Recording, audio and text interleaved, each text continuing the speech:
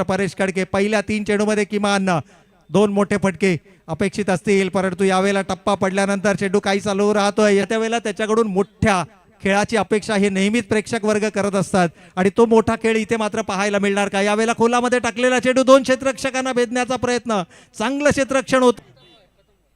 फलंदाज मनीष शर्मा मैदानाच्या आतमध्ये आपल्याला पाहायला मिळतोय, परंतु मनीषचा कौतुक करावं लागेल. कमालीची गोलंदाजी पहिल्या चेंडूवरती. परेश कडके सारख्या फलंदाजाला त्यानं चकवा देण्याचं काम केलं. याही वेळेला यष्टी रक्षकांना चेंडू गॅदर करणं गरजेचं. छोटासा चान्स जरी असेल तरी तो चान्स घेण्यासाठी हा खेळाडू मागे पुढे पाहत नाही आणि तेच आपल्याला मागील चेंडूवरती पाहायला मिळालं. यावेळेला आडव्या बॅटनं चेंडू खेळण्याचा प्रहिऱ्यावरती चेंडू आदळतोय. पाण्याची बॉटल मैदानाच्या आतमध्ये घेऊन जा प्लीज. स्वयंसेवकांना विनंती आहे.